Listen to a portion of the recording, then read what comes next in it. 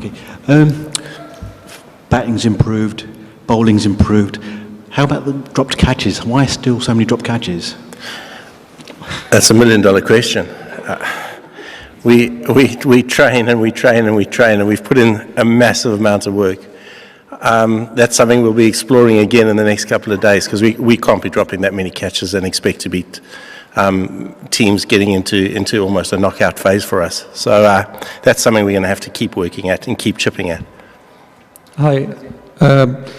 After winning today's match, where you see in World Cup Pakistan cricket team, and also any specific reason you didn't selected Shoaib Malik for today's match? Yeah, I didn't hear the start of your question. After winning today's match, where you see Pakistan team in World Cup? Yeah, well, look, we're very firmly in the World Cup. We win our next 3 games, we'll qualify. So we know that. Today I thought we got our bowling and batting spot on. Our problem is we haven't put 3 disciplines together yet in any game. So as the gentleman pointed out, we bowled well, we batted well, we didn't field well today. So when we put 3 disciplines together, we'll be exceptional. The closest we've got was when we beat England. And in terms of Shoaib, we went with Shoaib for 3. We gave him a good extended run. Thought Shoaib, with his experience, I really thought he had a burn to come and end his ODI career in a very, very special way.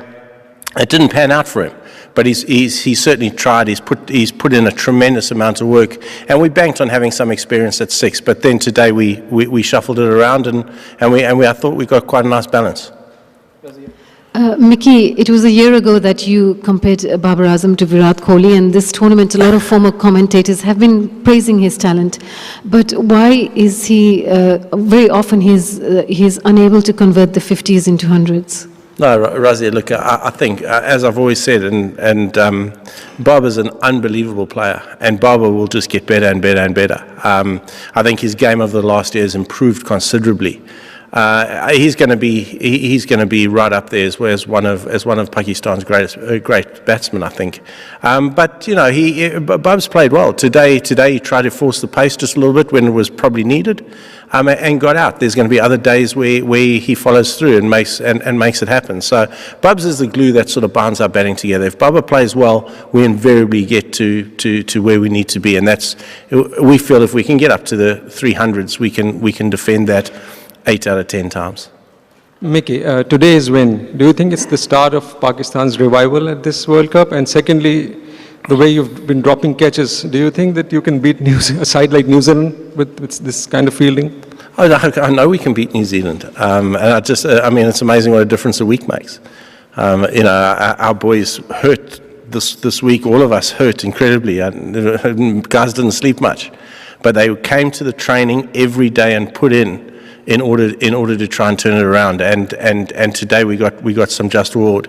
We're alive and kicking without a doubt, and we play our best game, we can beat anybody. Whether that's New Zealand, Afghanistan, Bangladesh, our remaining games, or England, we showed. We put our 3 disciplines together, we're as good as any team in this competition. Hey Mickey. Hey. Just wanted to ask a little bit about what you made of Amir in this tournament. He's been a very different Amir to maybe what people remember and what people think about, but he's been smart, hasn't he? He's been smart, hasn't he? A very smart kind of white ball bowler. I think we've always said that, Oz, and whenever we've spoken about Amir being a very smart bowler. He backs his skills. His skills are excellent, and he works incredibly hard. The key today is he's got a little bit of pace back. He's bowling with a confidence that he didn't have. You know, and you guys were very quick to point out he had 5 wickets at a strike rate of 121 since Champions Trophy. And that waned, his confidence waned and waned and waned and waned. He's got that spring back in his step. He's starting to swing the ball again. He's starting to bowl with a little bit of extra pace. I see the glint in his eye, and that's really good. And that's just confidence. Our guys need to be built up all the time. The minute they're bashed, like they have been the last week, our guys don't respond to that in a very kind way. And hopefully we got a performance out today that vindicates the challenge that the talent the boys have in the team.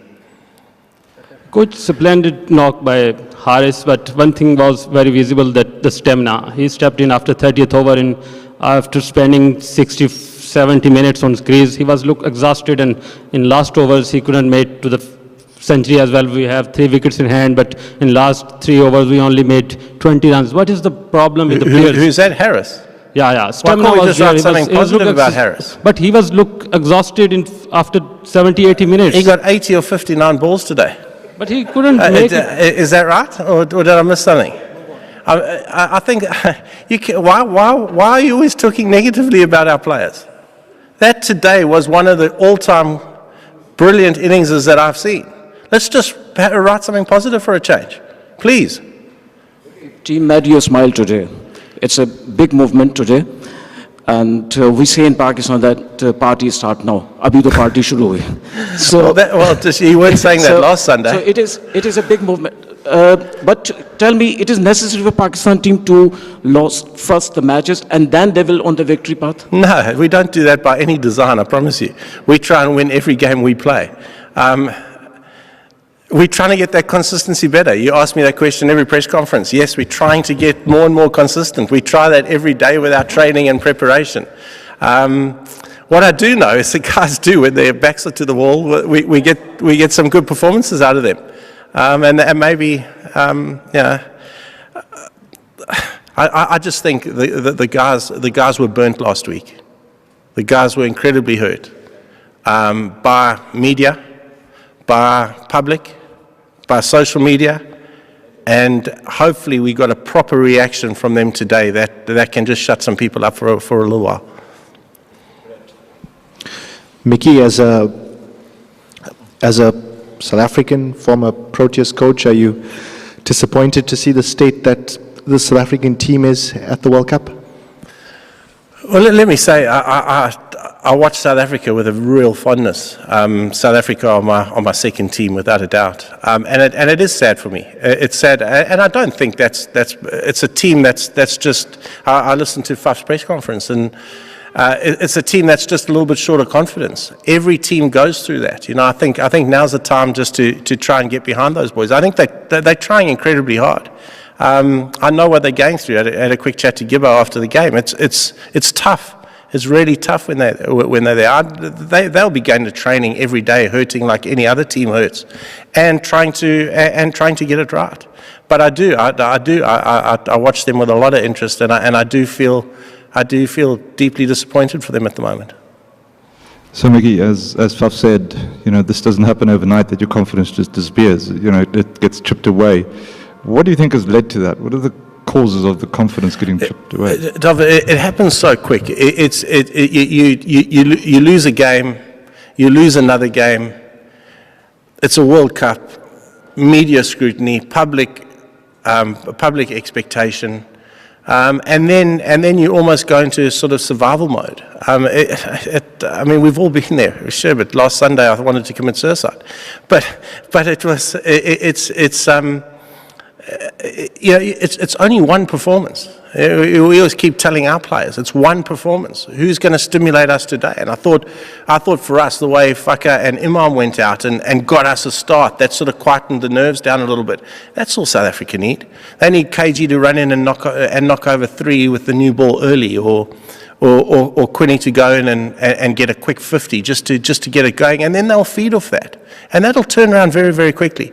You always say you're always one performance. You're either hero or villain, and it only takes one performance to get back to where you need to be. And I'm confident that they can, because there's a hell of an amount of talent in that dressing room. Mickey, you just talked about Amir's performance. What about Wahab? He was nowhere, not in the original squad. Now he's performing superbly. Yeah, I'm really happy with Wahab's performances. They're outstanding, and it's been well documented. We left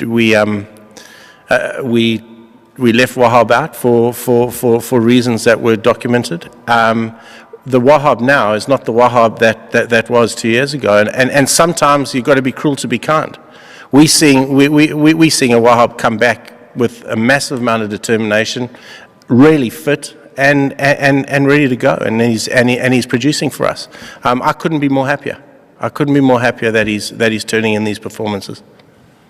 Hi, Mickey. Can you just give an insight into what Harris was going through, because he was left out of the playing 11, and because he came out seemingly with a point to prove, and batted wonderfully today. Yeah, look, I think I'd like to think he did, as I'd like to think that every player who gets left out comes back with a point to prove. He, we left him out after the West Indian game. Harry had played beautifully, and I think I've spoken to Oz about it before. Is that I think he's certainly in our top 3 batsmen, and he had a particularly good. A lead up into it. He got 200s against Australia, albeit in different conditions, but he played exceptionally well. I think for Harry, there's other issues that need to be just continually worked at.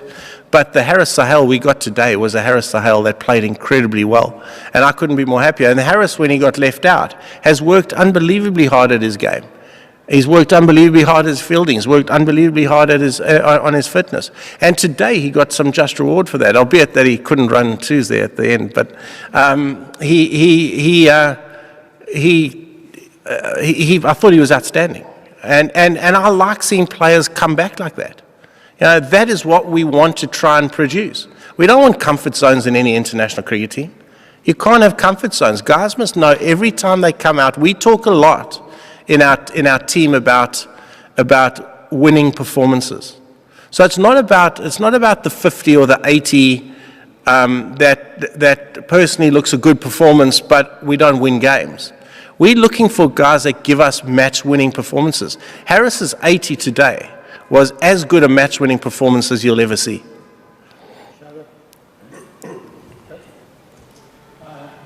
Toss was most important for today, and it will remain important the rest of 3 games. Toss. Yeah, I think it could be if the weather stays as it's supposed to. I think you're going to see spin come more and more into the game. I think the wickets are going to be dry. I think we might see scores getting just a fraction higher.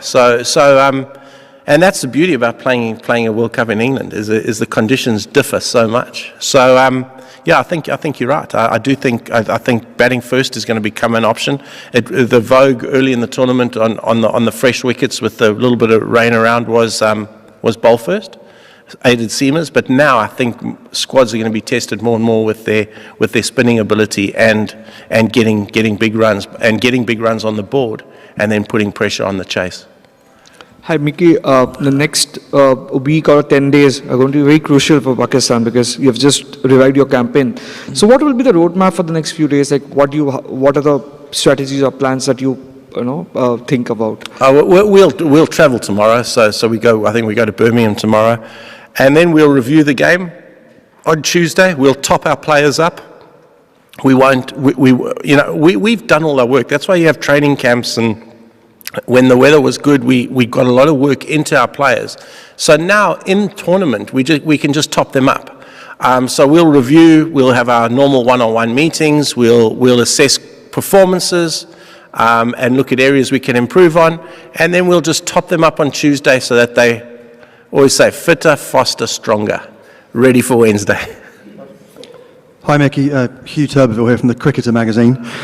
You say that if you win the next 3 games you will qualify, but is that just optimism or am I missing something? Because if England win 2 and New Zealand 1... Yeah, we're banking on other teams doing us a favour as well. It probably is, but we've got to win 3 games. That means we would have won 5, and we had the one rained out game, which was disappointing for us because I felt we'd just got some momentum. And then we were rained out. After beating England, we were rained out, and then we didn't play again for 8 days, which sort of just stopped momentum just a little bit for us, and we've had to find it again. But yeah, I'm hoping. All we can do is win our next 3 and then see how it pans out. Mickey, as a coach, what is the challenge of a team, coaching a team which is like, playing like world beaters Coaching one Pakistan team or coaching any team? Pakistan team, one day they're playing like world beaters and then the second day, they just, fall apart. So how challenging as a coach is it to sort of maintain equilibrium in this? Yeah, I mean, it's really challenging, but it's one of the, as I've said numerous times, South Africa and Pakistan has been the nicest jobs I've ever had in my time, for different reasons, for different challenges. We're trying to create structure. We're trying to make the good and the bad closer together, if you like. We're trying to be more consistent. Those are challenges we live with. But what I can tell you about those boys is they are incredible human beings, first and foremost. They try 100% every time we go down to a training. They're incredibly passionate about the country they represent, and they're incredibly passionate about their cricket. They're an absolute pleasure to work with, and that was why it hurt us so much this last week as a national cricket team, because these boys are incredibly proud. Every time they go out and represent Pakistan, they're incredibly proud about it.